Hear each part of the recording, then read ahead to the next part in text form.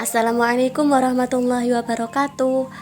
Apa kabar teman-teman? Semoga selalu dalam keadaan sehat walafiat.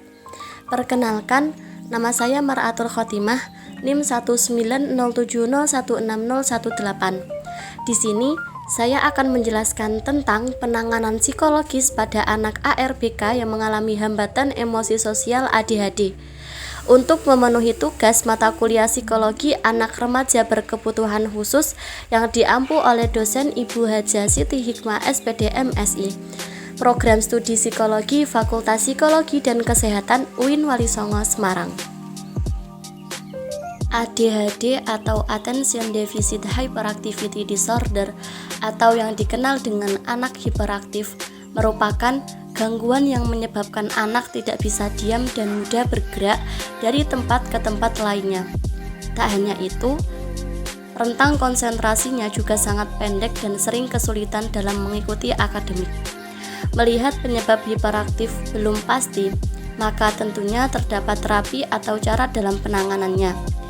Menurut Prasetyono 2008, ada 5 terapi atau cara penanganan anak hiperaktif, yaitu terapi psikologis, medikasi atau farmakologi, terapi nutrisi dan diet, terapi biomedik, terapi modifikasi perilaku, dan terapi bermain. Adapun rinciannya adalah sebagai berikut. Untuk terapi yang pertama yaitu terapi medikasi atau farmakologi.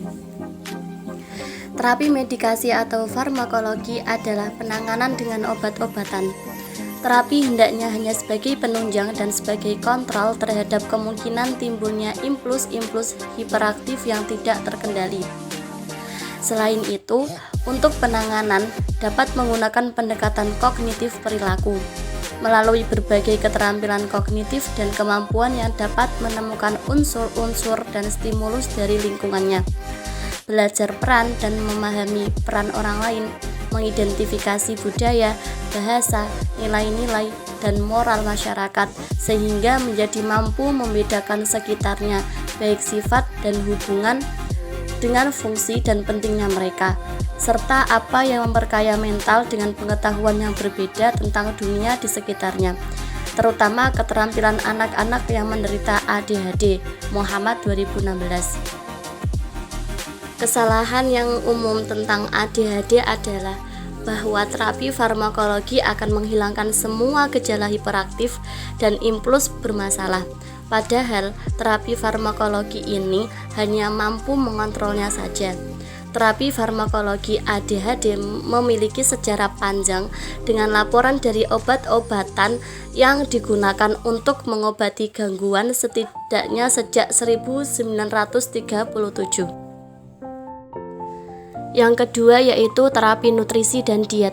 Terapi ini banyak dilakukan dalam penanganan penderita hiperaktif. Di antaranya adalah dengan keseimbangan diet karbohidrat, penanganan gangguan pencernaan atau intestinal permeability or leaky gut syndrome, penanganan alergi makanan atau reaksi simpang makanan lainnya. Terapi ketiga yaitu terapi biomedik. Terapi ini dilakukan dengan pemberian suplemen nutrisi, defisiensi mineral, asam lemak, gangguan metabolisme asam amino, dan toksisitas logam berat.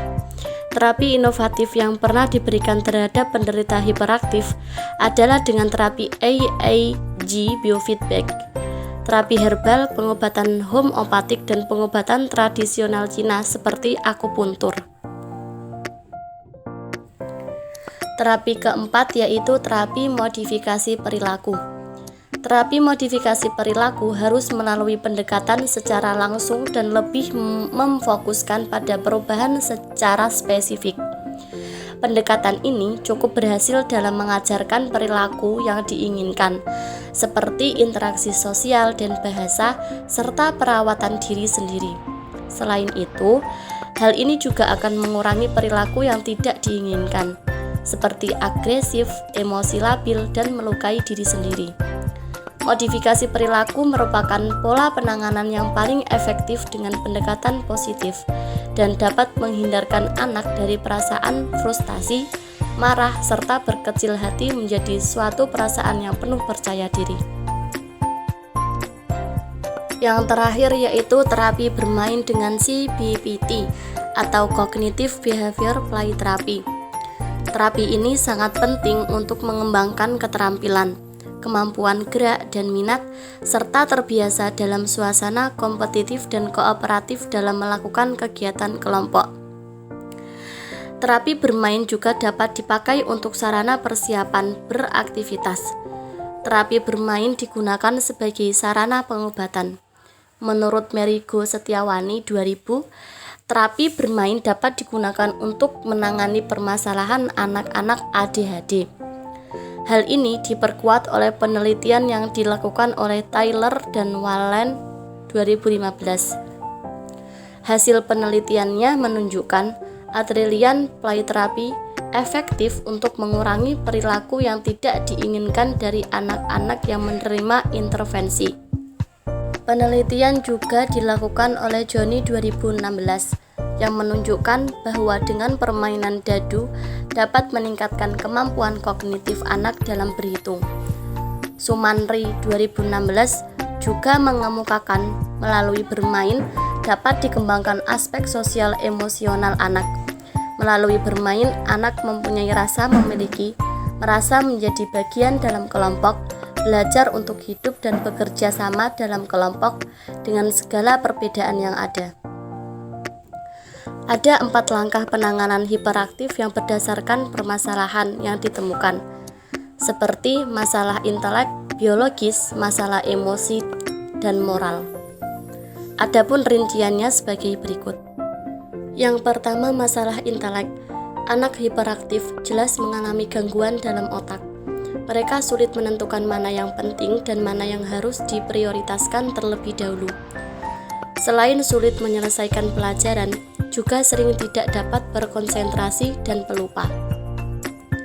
Ada kalanya mereka sulit mengerti pembicaraan orang secara umum, apalagi terhadap petunjuk yang mengandung langkah-langkah atau tahapan-tahapan. Anak sulit menggabungkan satu hal dengan hal lainnya, kurang kendali diri, tidak dapat berencana, atau tidak dapat menduga apa akibat yang dilakukannya. Susah bergaul dan kemampuan belajarnya lemah. Selanjutnya, masalah biologis.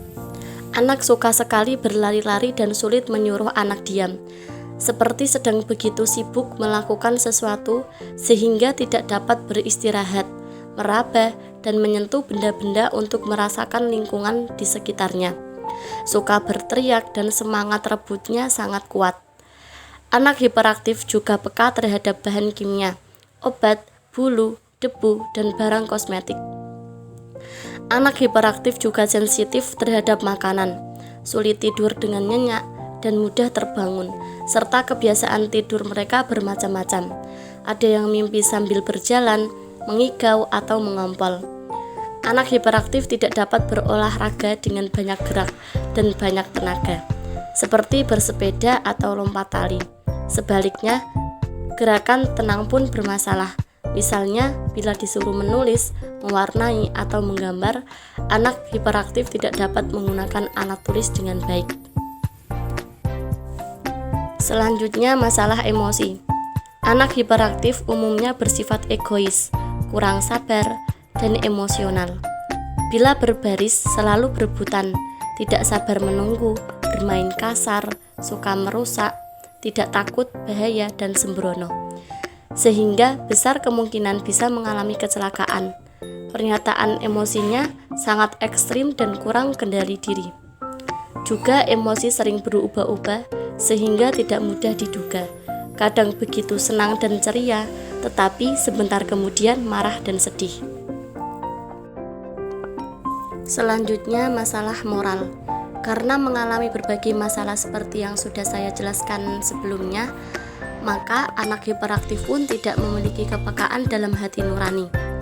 Anak bisa mencuri uang orang tua atau permen di toko, tidak mengembalikan barang yang dipinjam, masuk ke kamar orang lain, mencela pembicaraan orang, mencuri dengar pembicaraan telepon orang lain, sehingga kesan banyak orang adalah anak ini bermasalah dan bermoral rendah.